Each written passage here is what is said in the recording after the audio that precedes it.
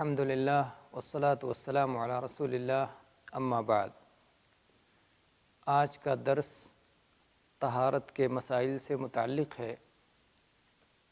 سب سے پہلے ہم یہ بیان کریں گے کہ پانی کی کتنی قسمیں ہیں۔ پانی کی دو قسمیں ہیں۔ ایک پانی کو کہا جاتا ہے طاہر یا طہور، پاک ہے اور پاک کرنے کی صلاحیت رکھتا ہے۔ یہ وہ پانی ہے جو اپنی اصل خلقت پر باقی ہے، جیسے بارش کا پانی، دریا کا پانی، سمندر کا پانی، یا ایسے ہی وہ پانی جو زمین سے نکلے، چاہے خود بخود چشمہ کی شکل میں ابلے یا کسی آلہ کے ذریعے نکالا جائے۔ وہ پانی خواہ میٹھا ہو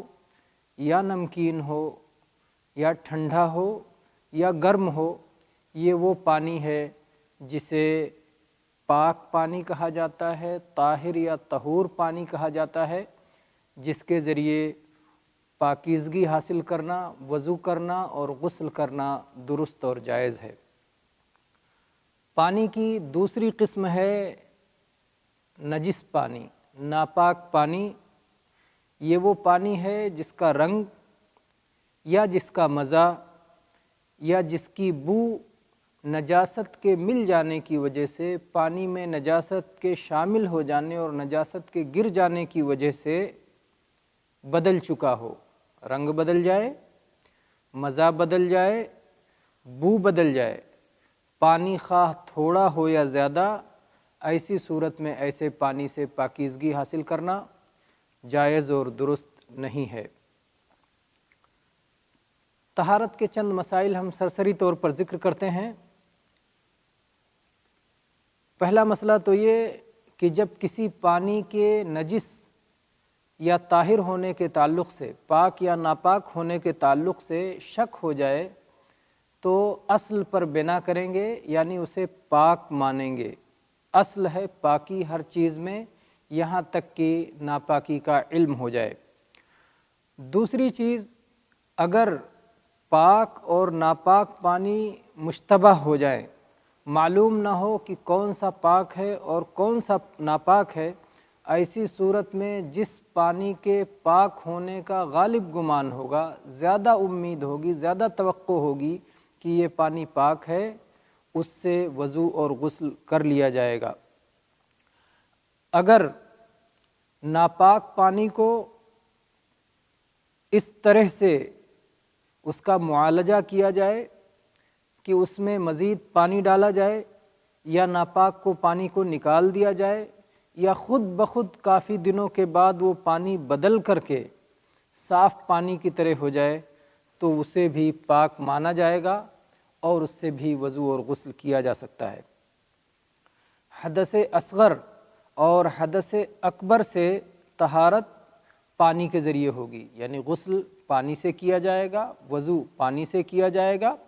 اور اگر یہ حالت ہو جائے کہ پانی نہ میسر ہو،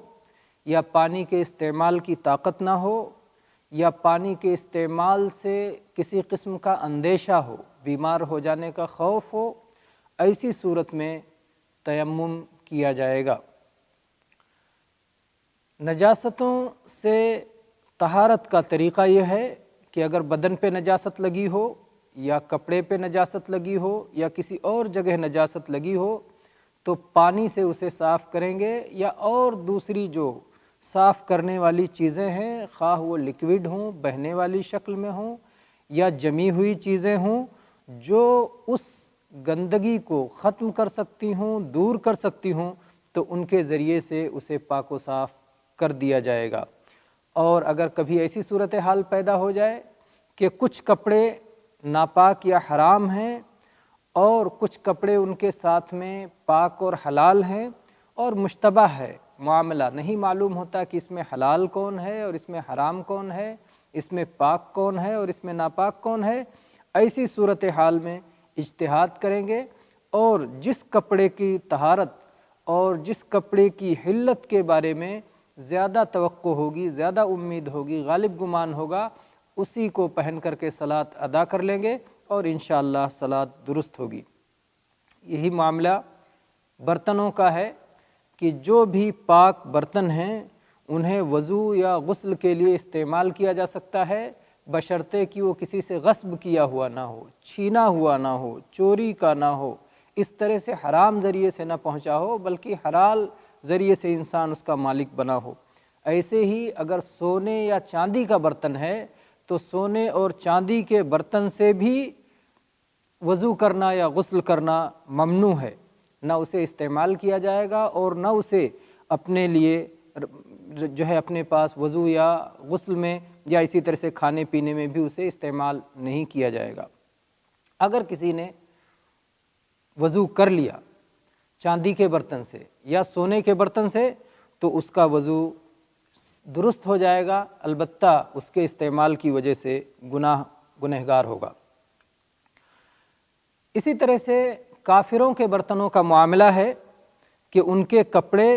اور ان کے برتن ان کا استعمال کرنا جائز اور درست ہے، اور اصل یہ ہے کہ یہ پاک مانے جائیں گے، البتہ اگر ان کی نجاست کا علم ہو جائے کسی دلیل کی بنیاد پر۔ اب اگر ان کے برتنوں میں یا ان کے کپڑوں میں نجاست لگی ہوئی معلوم ہو جائے تو ایسی صورت میں اسے استعمال کرنے سے پہلے پانی سے دھل کر صاف کر لینا ضروری ہے۔ جہاں تک موزوں اور جوتوں کا سوال ہے تو ان میں بھی اگر نجاست اور گندگی لگ جائے تو آپ اسے چاہیں تو پانی سے دھل کر صاف کر لیں یا زمین پہ اسے اس قدر رگڑ دیں کہ زمین پر رگڑنے کی وجہ سے گندگی کا اثر ختم ہو جائے تو جوتے اور موزے اس طرح پاک ہو جائیں گے۔ آئیے اب اس مسئلے کو دلیل کے ساتھ سمجھتے ہیں کہ مرد اور عورت ان کے لیے سونے اور چاندی کے برتنوں میں کھانا اور پینا اور کسی قسم کا استعمال کرنا ناجائز ہے، نادرست ہے، البتہ عورتیں ان کے زیور پہن سکتی ہیں، سونے کے زیورات، چاندی کے زیورات عورتیں پہن سکتی ہیں، مرد چاندی پہن سکتے ہیں اور بطور ضرورت کے کبھی کبھی سونا بھی استعمال کر سکتے ہیں، جیسے اگر دانت میں سونے کا دانت لگانے کی ضرورت ہو تو لگایا جا سکتا ہے۔ اس سلسلے میں حذیفہ ابن یمان رضی اللہ عنہ کی حدیث ہے، کہتے ہیں کہ میں نے نبی کریم صلی اللہ علیہ وسلم کو فرماتے ہوئے سنا، لا تلبسوا الحریر ولا الدیباج ولا تشربوا فی آنیۃ الذہب والفضہ ولا تأکلوا فی صحافها فإنها لهم فی الدنیا ولنا فی الآخرہ، متفق علیہ۔ یہ حدیث صحیح بخاری میں 5426 نمبر پر اور صحیح مسلم میں 2067 نمبر پر موجود ہے۔ اس میں نبی کریم صلی اللہ علیہ وسلم نے فرمایا کہ ریشم مت پہنا کرو، چاہے موٹا ریشم ہو چاہے باریک ریشم ہو، اور ایسے ہی سونے اور چاندی کے برتنوں میں مت کھایا پیا کرو، اور یہ چیزیں کافروں کے لیے دنیا میں ہیں اور ہم اہل ایمان کے لیے آخرت میں ہوں گی انشاءاللہ۔ ام سلمہ رضی اللہ عنہ کی حدیث ہے کہ نبی کریم صلی اللہ علیہ وسلم نے فرمایا، الذی یشرب فی اناء الفضہ انما یجرجر فی بطنہ نار جہنم، جو شخص چاندی کے برتن میں پیتا ہے، کوئی بھی چیز پیے، جو پیتا ہے تو اپنے پیٹ میں جہنم کی آگ کو اڈیلتا ہے۔ تو یہ سخت وعید ہے چاندی کے برتن میں پینے کے لیے، اس لیے اس سے بچنا چاہیے۔ حدیث بھی متفق علیہ ہے، صحیح بخاری میں 5634 نمبر پر موجود ہے اور صحیح مسلم میں 2065 نمبر پر موجود ہے۔ تو یہ رہا سونے اور چاندی کے برتنوں کے استعمال کا حکم۔ اب آئیے چند نجاستوں کا ذکر کر لیتے ہیں جو حسی نجاستیں ہیں جن سے ایک مسلمان کو بچنا ضروری ہے، اور وہ نجاستیں اگر کپڑے پر یا جسم پر یا جگہ پر لگ جائیں تو ان کو دھونا یہاں تک کہ ان کا اثر ختم ہو جائے ضروری ہے۔ نجاستوں میں سے ہے آدمی کا پیشاب پاخانہ، ایسے ہی بہتا ہوا خون، ایسے ہی حیض و نفاس کا خون جو عورتوں کے جسم سے نکلتا ہے، اور ایسے ہی ودی، مزی۔ یہ بھی ودی کہتے ہیں اس چپچپے اور لیس دار پانی کو جو آدمی مرد یا عورت کی اگلی شرمگاہ سے مرد کی اگلی شرمگاہ سے عورت کے تصور کے وقت نکلتا ہے اور دھیرے دھیرے وہ بڑھتا پھیلتا جاتا ہے،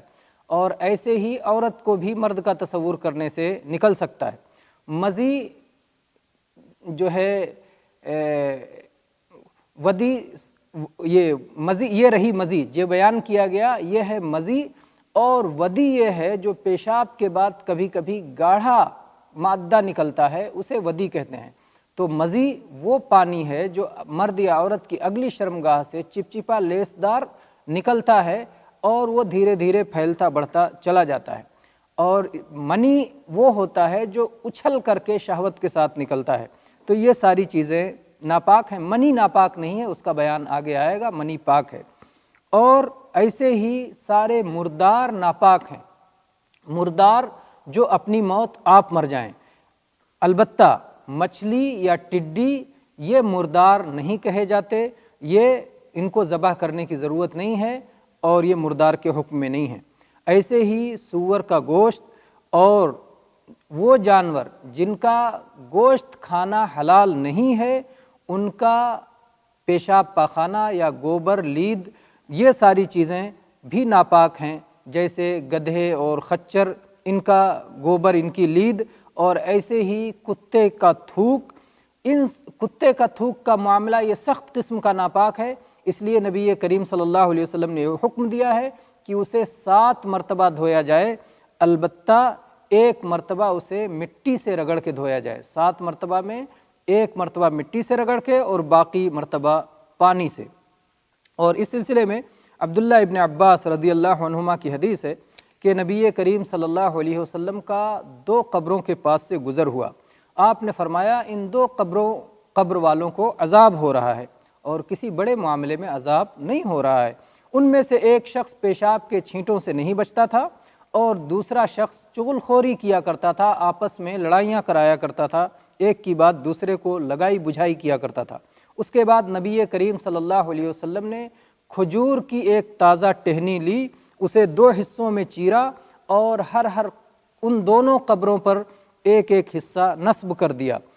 لوگوں نے کہا کہ اے اللہ کے نبی صلی اللہ علیہ وسلم آپ نے ایسا کیوں کیا ہے؟ تو آپ نے فرمایا کہ مجھے امید ہے کہ جب تک یہ دونوں کھجور کی ٹہنیاں خشک نہیں ہو جاتی تب تک ان کے عذاب میں تخفیف ہوگی۔ یہ حدیث متفق علیہ ہے اور صحیح بخاری میں 1361 نمبر پر موجود ہے اور صحیح مسلم میں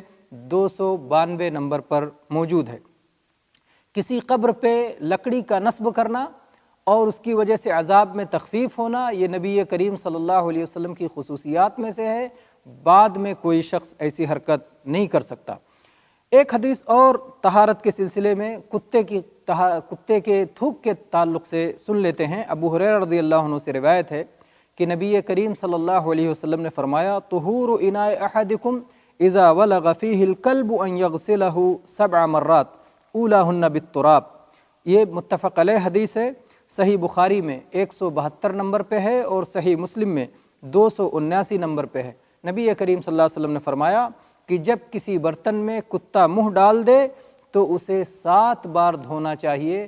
پہلی بار مٹی لگا کر مٹی سے رگڑ کے دھونا چاہیے۔ تو آج کا ہمارا درس جو طہارت کے مسائل سے متعلق تھا مکمل ہوا۔ اللہ تبارک و تعالیٰ سے دعا ہے کہ اللہ تبارک و تعالیٰ دین کے مسائل سیکھ کر اس پر ہمیں عمل کی توفیق عطا فرمائے۔ آمین والحمد للہ رب العالمین۔